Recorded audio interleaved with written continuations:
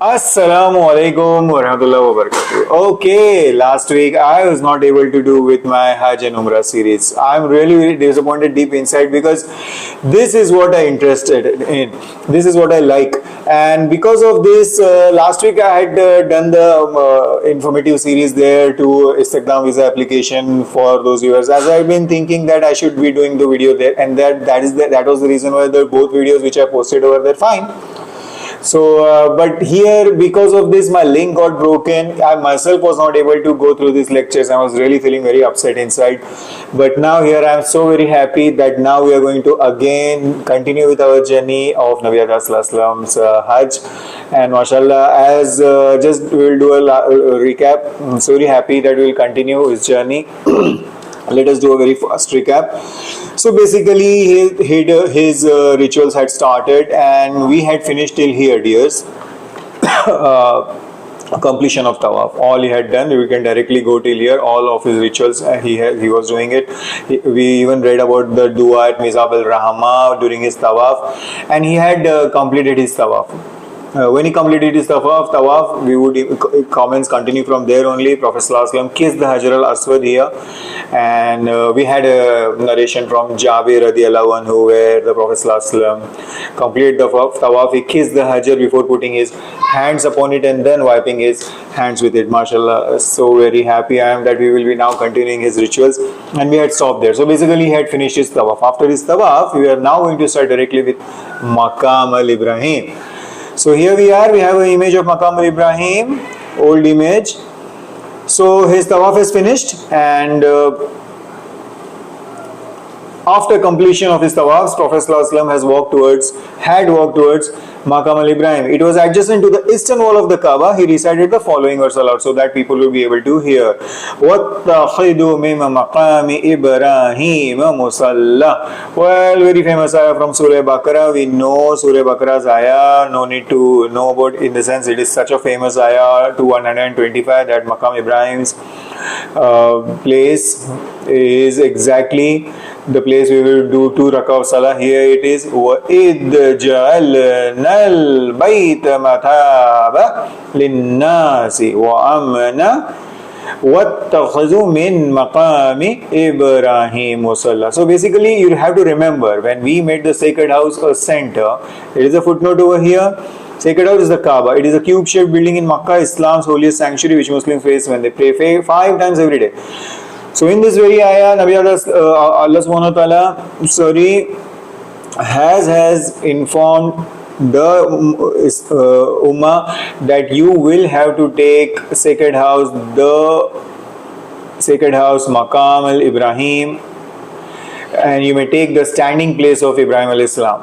So basically, the standing place is the stone on which Ibrahim al-Islam stood while he was building the Kaaba. So we had discussed during the last lecture also. There is a story on this. We would easily know. We can easily read in the Google, or many of the sheikhs have already narrated of the passages. I would definitely recommend my viewers to learn about Sheikh Mufti Menk. He is great. His lectures are so very informative, and he is doing already on his YouTube channel this series of prophets. Siras, all of the prophets, those 25 prophets which are mentioned by names in our Quran. So there in the chapter of Ibrahim alayhi salam, you would note about this story in detail. Ibrahim alayhi salam, how when the construction of Kaaba was going on at that time, how the stones were arranged miraculously, and with his son at that very spot where he stood, automatically the level was rising, and then the cube was constructed, the Kaaba. So here in this ayah, وَإِذْ جَعَلْنَا الْبَيْتَ مَثَابَةً لِلنَّاسِ, for all mankind. وَأَمَنْ, this place of security. وَاتَّخَذُوا, and for those who khazu, they take Mim Maqami Ibrahim Musalla. So this is the place where Maqam Ibrahim Ibrahim alayhi salam, the place where he stood.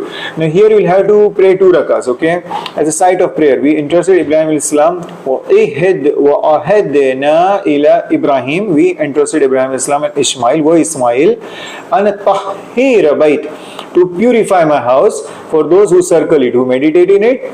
Bait lit-taifina, who circumambulate it, wal akifina, who those who seclude themselves from devotion and prayer, wa ruqqa is sujud, and will come there and make their prostration. So this is the story. If you really love to learn in detail about it, I really advise you to go through Sir Mufti Meng's lectures, and another Mufti's lectures are also there, but I really admire him.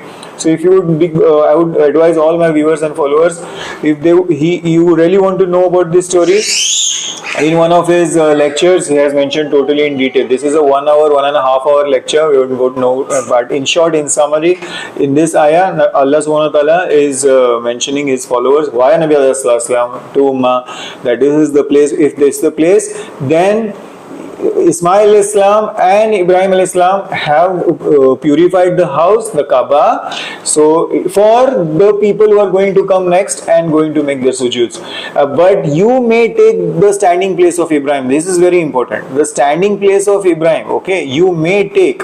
So here you may. This is very important, that Maqam Ibrahim Musalla.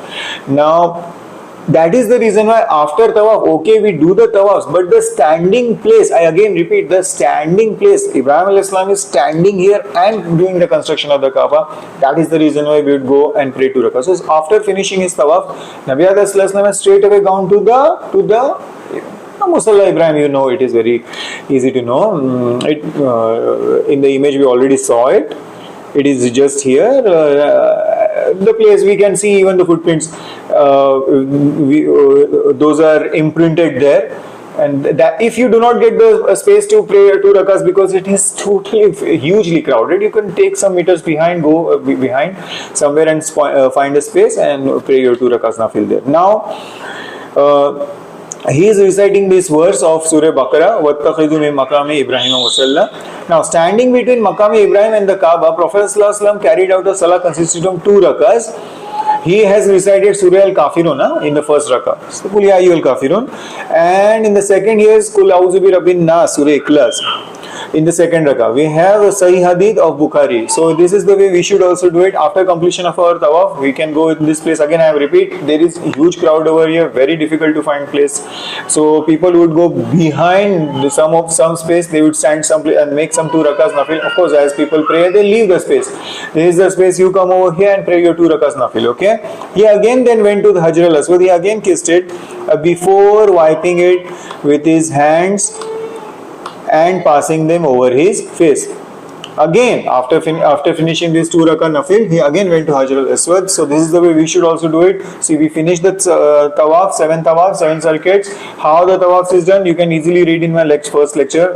I mentioned properly with detail how our Nabi Sallallahu, our Prophet Sallallahu has done it. So this is the way we do it. After finishing of the tawaf, we pray 2 rakas at Maqam Ibrahim, and we read this ayah from Surah Baqarah 125. We read Surah Al-Kafirun in the first rakah and Surah Nas in the second rakah. Finishing it, we may again do our kissing for Hajar al-Aswad. Again, Nabi Sallallahu is going to Hajar al-Aswad. There is no crowd over there, but in today's times, very difficult, hugely crowded. In this times, you can all easily just wave, do the action only, gesture only, and wipe your face with these hands. After this, we will commence our Sahi. His Sahi is started. This is the picture of 1908 Pilgrims of Performing Sahi. Again, I would mention the construction today has been very perfectly done. Now it is far too very convenient, far too very secure. These are the images from 1908, 120 years. The construction has totally revamped or reformed. The area has been totally revamped, renovated.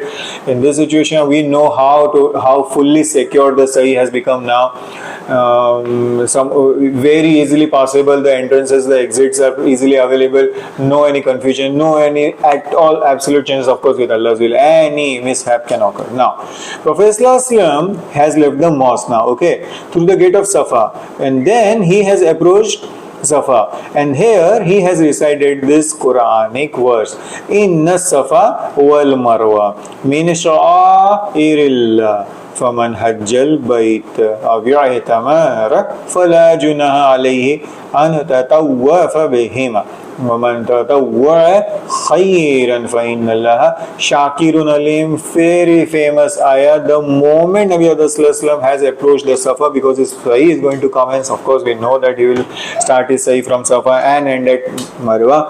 So the moment he has gone to reach towards the hill of Safa, he has recited this ayah, very famous ayah on Surah Baqarah 158.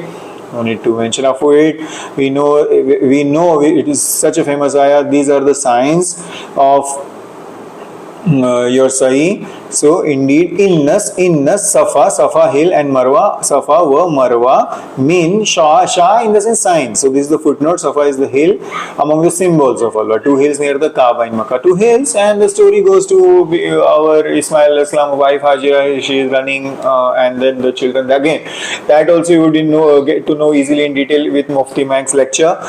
Also you would read in if you would make on your reading through internet. Of course, try to read through trusted sheikhs only. Please, my advice is try to make your researches. If you are doing online literature, very important that you do find reliable sources, and by that I mean whichever sect you are following in, that sheikh has to have that veracity. Me, Mufti Meng, because overall, not because I just am a follower of him. There are so many sheikhs, whoever are you following, be it from Pakistan, be it from anywhere, India or West, wherever it is, I try to find that there is an authenticity and reliability to him. With this, you would know about this incident, very famous incident, Safa and Marwa, mean Shah symbol, Shair in the symbols. Faman Hajjal Baita. So whoever, man means whoever, Al Baita will performs Hajj. Okay, Hajjal Bait, Aviya Tamara, even, aw in the sense and, aw means or, either Hajj or either Umrah. Fala. So no, la junaha. There is no blame. Alayhi an tatawwafa bihima. So you have to do tatawwa. Again, a tawaf between sa'i. It is kind of tawaf only. Tawaf only. You are doing a single tawaf around the Kaaba. Here there are two hills. So basically you will be making a circuit of both the hills. Okay, but because they are like in one plane, so it will almost become. See, in the ayah it is pretty much mentioned. He walked Tatawafa. So let them walk between. Okay, walk between. Very nearly a tawaf only. Bihima, between both of them. Let them. That means it has been now incumbent. It has been made necessary upon all the muhrims. You have to do. You let them walk. It has been mentioned very clearly in this ayah. Let them walk. So you have to. Okay. So there is no blame. Alayhi, on him.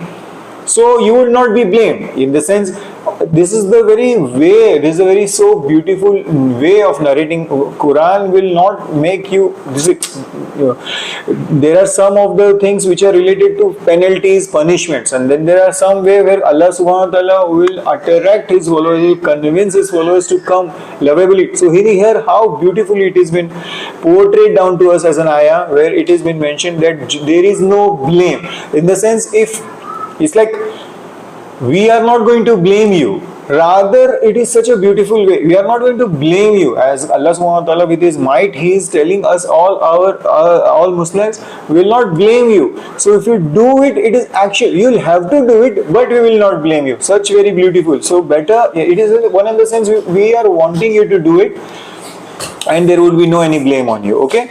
And that is it. At the end, Allah subhanahu wa ta'ala will say, Allah is truly appreciative. For inna Allah shakirun alim. Now you read this ayah, okay, the moment Safa hill comes, you read this ayah, and then, because Nabi Sallallahu read this ayah, and then Nabi Sallallahu will start with this, his sa'i.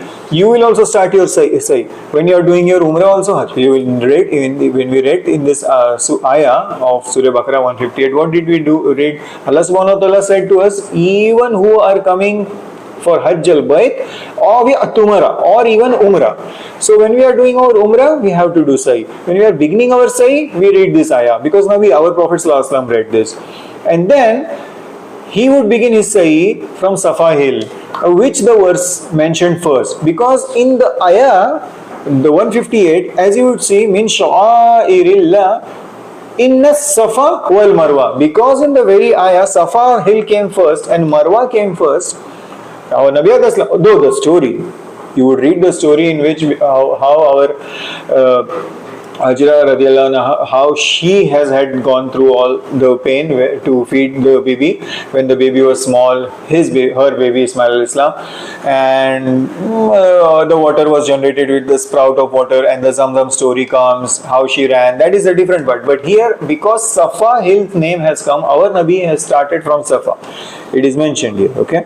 So because he is beginning Sahi from Safa, because Safa is the verse mentioned first.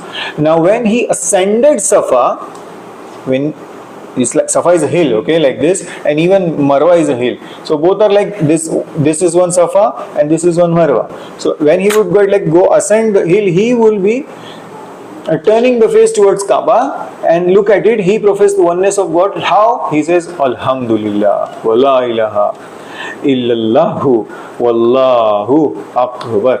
So you read this, okay? So when you are at Safa, make your face towards Kaaba and read this, Alhamdulillah, wa la ilaha illallah, wallahu akbar, because our Prophet did it. Now, after this, our Prophet read this, La ilaha illallah, wahdahu, La sharika lahu, lahul mulk, wa lahul ham, yuhi wa yumit, wa huwa ala kulli shay'in qadir. Now by this time, whoever small number of readers or the listeners who are really genuinely watching my lectures, they would easily be able to now to differentiate between how the words.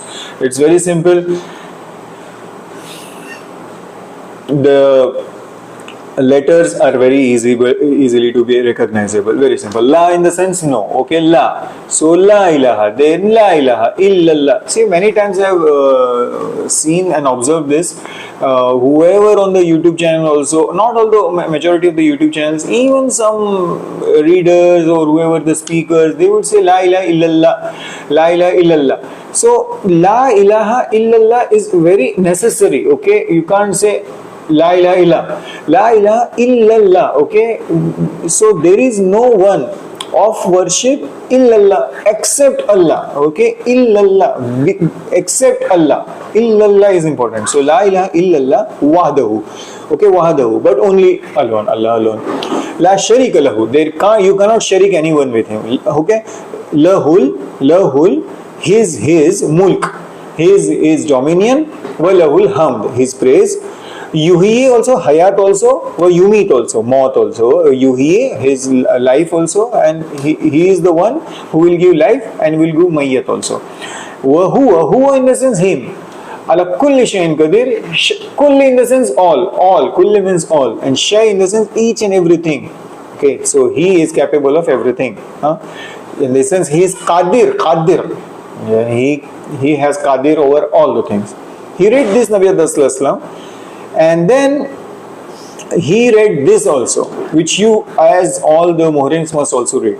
La ilaha illallahu wahdahu. Sadaqa wa'ada. There is none worthy of worship but Allah alone, who fulfilled his promise. Because Sadaqa wa'ada. Okay. Wa nasara abda. Nasar is jang. Is battle. So he gave victory to his servant. Okay. Abd means servant. So he gave victory to his servant in the battles. Wahazama al-ahzab wahda.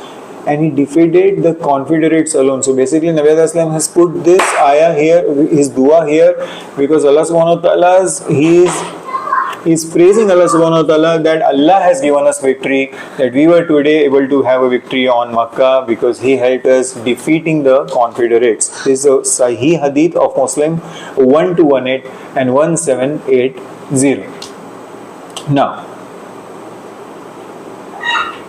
he recited this 3 times, this all ayahs, duas, and he made his own supplications also, which you can also do with his hands raised in between, before descending Safa and then proceeding towards Marwa. So here we are, when you are beginning your first sa'i, when you are starting at Safa, dears, you read this, all this, which I just read it with you. Please note it down while you are watching this lecture, if you at all want to. And then you begin towards Marwa. Now when you are going towards Marwa, Prophet ﷺ, after descending to Safa, now he is proceeding towards Marwa. Now he started to move little quickly, causing his lower garments to move vigorously between his legs. So in that way, his garment, which is at the bottom of his here, so it was moving little vigorously. And we have this hadith of Ahmad, because Habiba binte Abi Tijara is stating it, because he has returned to his normal walking pace. You remember, na, after Safa, when there is a middle place which we are coming, there we are, as men, we are instructed to walk little briskly. So here is the evidence of it. Nabi Sallallahu, when he is reaching Marwa, I saw the Prophet Sallallahu performing sa'i between Safa and Marwa. Because of the severity of the sa'i, his blessed izar was flapping. He was saying to the companions, perform sa'i between Safa and Marwa, for Allah has made it compulsory for you. Prophet ﷺ descended from Safa. There is a hadith from Jabir radiallahu anhu. He proceeded towards Marwa. When he reached the low point between the two hills, he walked fast. And when he reached the higher places, he walked at normal pace. So it's like, now the plane which is there where we are doing currently, it has been pretty much made like this. But if you would imagine, recall that those scenes in his times, it will be like the level will be higher. Now it has been pretty much made plain. So since it was level will be higher, at that time when Marwa will be coming, so he would be walking slowly, and the moment it will be descending, that time he would walk little briskly. And those are the instructions even given to us today, where we are doing the walking briskly. And also connected to that is the story of Hajira. But he has done this and we should do it.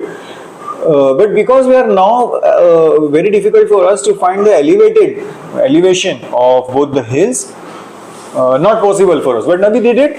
When he would descend, he would walk faster, and he would ascend at every hill, he would walk slowly, walk at a normal pace. Now, during his sa'i, the Prophet ﷺ was mobbed by people who longed to be in his presence. As they did not want to separate themselves from him, he mounted a camel also, and he completed the ritual on the animal. His presence in Makkah was such that even the elderly and young women came out of their houses to catch a glimpse of his blessed face.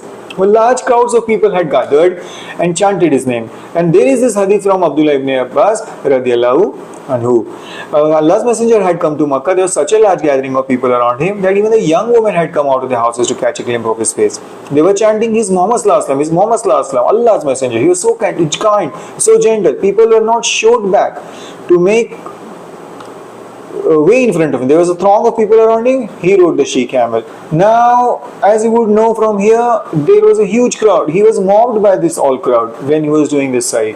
Even the people from Makkah, they were so very happy that they are watching the blessed messenger Allah sallallahu alaihi wasallam in front of them. During his sa'i also, they had thronged him.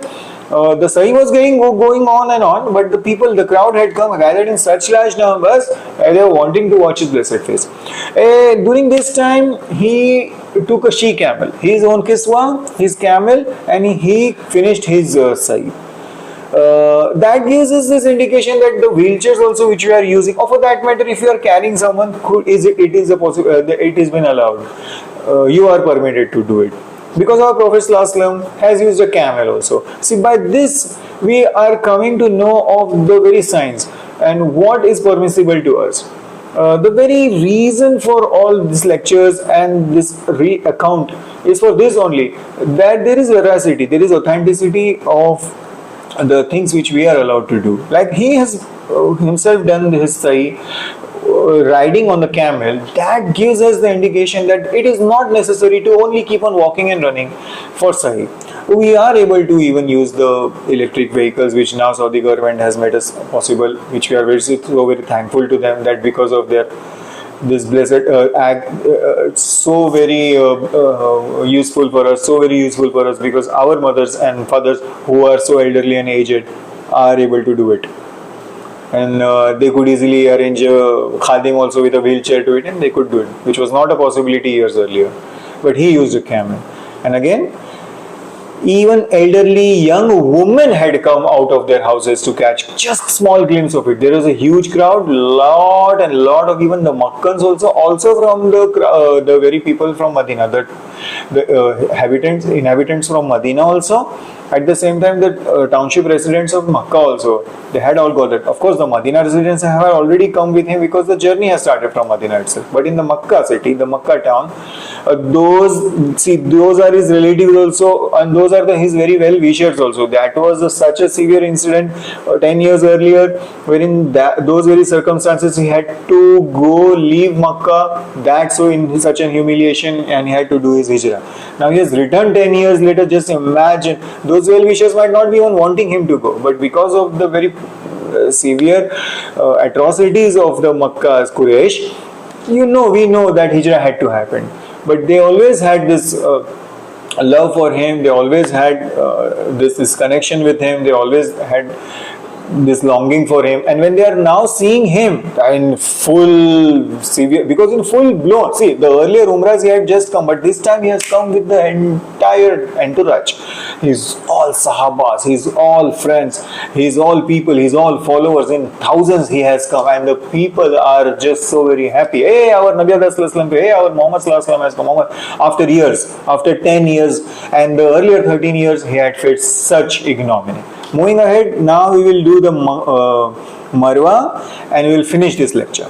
Now when he would reach Marwa, he did the same as he had done with Safa. Same, ascending slowly, descending at the hill. When he will descend, it will be fast. And then total 7 laps. So 7 laps means not the entire Tawaf like a Kaaba, okay? From 1 to Marwa, 1 lap, and Safa to Marwa. So you might do a mistake that you might end up making 14 laps. No. Laps will be 7. A lap is from Safa to Marwa, okay? So correctly, you should be doing 7 laps. That is 1 Tawaf from Safa to Marwa. Now, there was an announcement which he did. When he finished his sa'i, now of course we know after finishing the sa'i we will go in for our cutting of the hair. He has made an announcement. Now, again the same announcement which he had done before also. Those who have not brought a sacrificial animal to release themselves from ihram completely. So for example, I am here and now I don't have an animal with me which I didn't bring from Medina. Again, we know that this was the announcement which it was a makeshift change which he did in the middle of the journey itself. Many of the Sahabas had already been asking him that if you had told us earlier we would have arranged it, but then we always wanted it to do with you. But now if you do not have a sacrificial animal, then he said your Umrah is finished, now release yourself from Umrah. And even if they had intended to combine Hajj and Umrah, even if it is Hajj al-Kiran, but you do not have a sacrificial animal, you will have to release yourself from the Ihram. To perform Hajj al-Ifrad only, okay, and to remain in this state until Yawm al-Tarawiyah, at which point they would assume Ihram for Hajj. Those who have not brought. So if you have not brought a sacrificial, release yourself from the Ihram. Now, because the date will be 4th, 5th, we have 3 days gap. Don't be a Muhrim. Don't stay a Muhrim. Again, where you will wear the Ihram at the 8th, and of course in the middle we will have to give the Dam. Now, he said, those among you, we have a Sahih Hadith, Bukhari 156 said, have brought the Hadi, should not relinquish. Now, if I have brought the sacrificial animal with me, which I am going to do my sacrifice at the end of the Hajj, no need to remove. But the only problem in all of this was he didn't say this. Nabi Sallallahu didn't say this during the beginning of the journey. In the middle did he say, and that was the reason why Sahabas had gotten confused. That had you told us earlier, we would have arranged it anyway. So he is telling relinquish your ihram until completion of the Hajj. Okay, fine. If you have brought the animal, no problem. But if you have not brought the hadi means hadiya, gift. So see, in our religion, our mother, the sacrifice animal is actually a gift. You should perform the tawaf of the Kaaba, Sahi, Marwa, cut your hair, finish your Umrah. Okay, but have to remove your ihram, relinquish your ihram. Now, you can do Ihram assuming Hajj later, when the 8th day will start. But a Hadi must be offered. Hadi will have to be offered. because you make the intention of Hajj, you don't have the animal, you will have to dam hadi. You will have to cut an additional bakra. That you will have to perform. If you are, because you will wear the ihram again. See, this is giving us, again, this is the reason we are doing these lectures. By doing these lectures, we come to know what is right and what is wrong for us. And this is the way we should perform. In this situation, if you are also relieving yourself from Muharram, and then again are wearing the ihram at the 8th day, which is the day of Minna, you are bound to offer a dam, an additional hadi, be it sheep, be it goat, or be it camel. Whoever cannot afford a hadi should fast for the 3 days. Now, if there is no provision with you, you can't even afford a dam also, then you have to fast 3 days. You have to make 3 days roza, 3 days Saum during the Hajj days, and 7 days after returning home. Sahih Hadith. We will finish our lecture here. 1568, 1691. Now, if you cannot afford, no problem. You can start your Hajj, but during the Hajj, when the 5-6 days, 3 days of Tashriq and 3 days of Saum, you will have to fast for 3 days during Hajj. Nabi Sallallahu says, do not fast in Arafah. But that will conflict. So you can make the remaining 2 days and this. No need for continuous, but 3 days. Also 7 more days during the month of Dhul Hijjah after returning home. Not necessarily in the month of Dhul Hijjah only, but those 7 days. So basically 10 days of Saum. Why? Because you are not able to afford the hadi of relieving yourself from Muhrim. The only problem happened over here that the people who are well off, like the Sahabas who could have afforded the bringing of the hadi or the sacrificial animal, were not told of this in the beginning, but in the middle. Here we are finishing today's lecture number 12, and it is such a happier feeling that I have returned back to where I was, and this is what gives me happiness. This reading of our Prophet ﷺ journey gives me information. Myself I'm able to, because in all these 2 days I was like distracting myself in some other videos, some other projects, some professional related to my profession also, at the same time some entertainment related also. But here when I come back, I feel so very happy. Thank you for watching. Thank you for watching. Be with me. Next lecture will also upload soon. Assalamualaikum warahmatullahi wabarakatuh.